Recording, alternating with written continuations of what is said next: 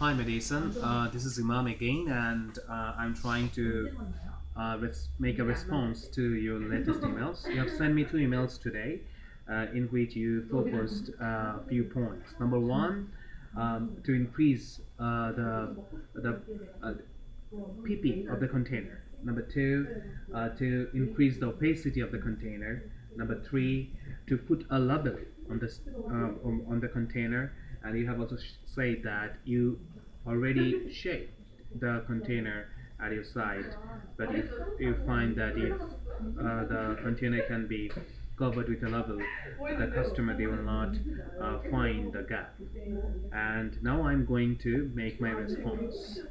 uh, First of all, I'll focus on the PP related issue. um, I think you have to know that this container is not made out of PP. This container is made out of HDPE. PP and HDPE are two different materials.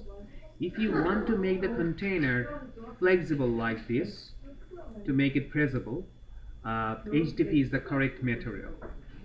When you use PP, then the container becomes hard, and normally pump is used, and you know that using a pump will add cost at a large margin. So the point is, see, this shampoo and body cleanser, when the customer, they will take it in their washroom, they're taking shower. Think of a scenario: they were taking shower, they're pressing it, but they're finding it very hard. It will make them very unhappy.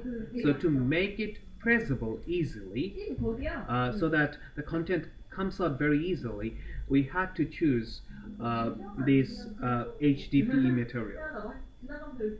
Uh, uh, so the conclusion is, there is nothing to do with the PP.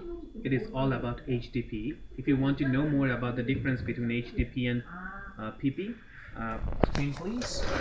좀 가까이 보여주세요.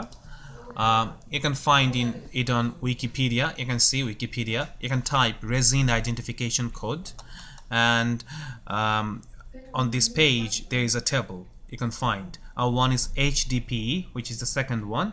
This is for bottles, grocery bags, milk jugs, recycling bins, agricultural pipe, and this kind of things. And you're talking about PP.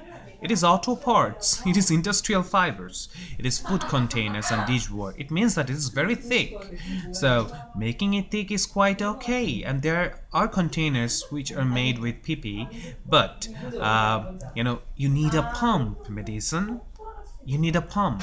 And to add a pump will add much cost. You have to understand it, right?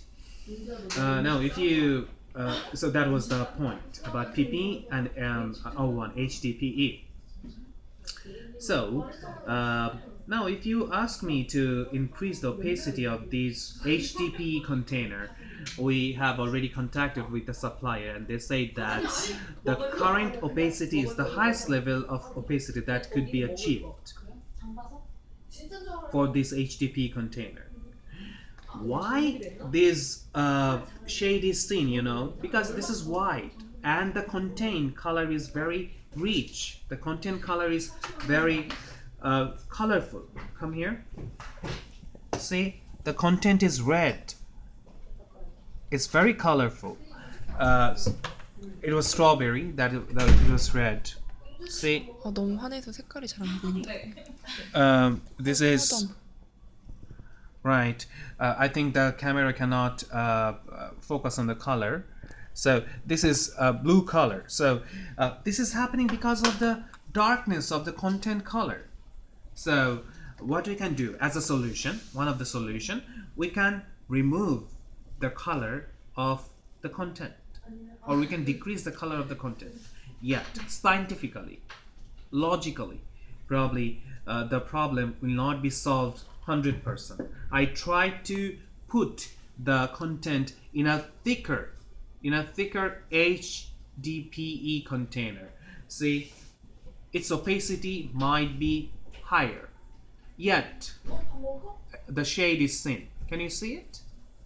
So it means that well, whatever you do, the shade would be seen because the container is white and we cannot change the container color. We have 12 different images. We have from strawberry to black food. If we want to make the design really well presented, white is the right color for us. I think you will understand what I mean. So I will suggest to you, if you ask me that Imam, okay, remove the color of the content or reduce the color of the content, and then let's try once again. I may request my research lab to do it, but I'm not sure if it will satisfy the goal. I think I covered the first point about the PP, about improving the opacity. The second thing you asked to put a label. Now, I already told to Mr. Matthew in our conversation today that placing a label is never a solution because number one, putting a label will decrease the attractiveness of the container. So currently all the informations are in print except this one. This would be in a transparent label, plastic label. So the rest of the things are in print, and you know, when the container is in print, it is very attractive, very good looking. It looks really exclusive. But when you put a label on it, it doesn't look that attractive when the product would be in print, the container would be in print. And number two, you have to understand the type of the product. These are cleansers, body cleansers and shampoos. They are going to be put in the washroom where the people take shower. It means that there will be a lot of water, and the water will easily be touched with the container. So when constantly the water will be touched to the container, the label would be very easy to be taken off. Probably 1 week, so within 2 weeks the label would be taken off. That is a high risk. It might happen. But when it is in print, there will be no such problem. See, we are considering the customer satisfaction. That is the most important thing to us. I hope you understand about the label. Again, I'm making a conclusion about the labels. I say that for two reasons. Number one, putting a label will decrease the attractiveness of the container. Number two, putting a label is not a good decision for this kind of products because we are going to put it in the washroom. Now, number three, you say that you tried to shake it in your office and you found that if we hide it, the customer, they are not going to find it.